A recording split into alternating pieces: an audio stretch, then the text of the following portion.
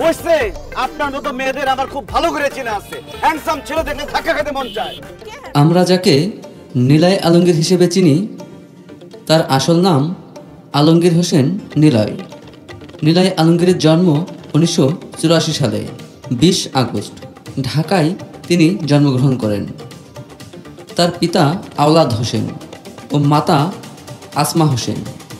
তিনি 7 জানুয়ারি 2016 সালে মডেল এবং অভিনেত্রী আনিকা কবির শখকে বিয়ে করেছিলেন, কিন্তু 17 জুলাই 2017 সালে তাদের বিবাহ বিচ্ছেদ হয়।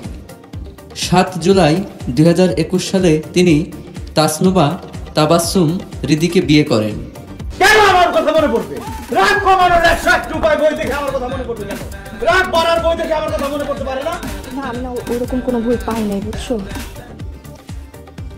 কর্মজীবন। নিলয় আলমগীর 2009 সালে fair and lovely super heroine প্রতিযোগিতায় বিজয়ী হওয়ার পর চলচ্চিত্র ও টিভি মিডিয়াতে তার যাত্রা শুরু করেন। মাসুদ কায়নাত পরিচালিত বেলি রোড চলচ্চিত্রে অভিনয়ের মাধ্যমে তিনি চলচ্চিত্রে আত্মপ্রকাশ করেন। তার সর্বশেষ সিনেমা অল্প অল্প প্রেমের গল্প 29 আগস্ট 2014-তে মুক্তি পায়।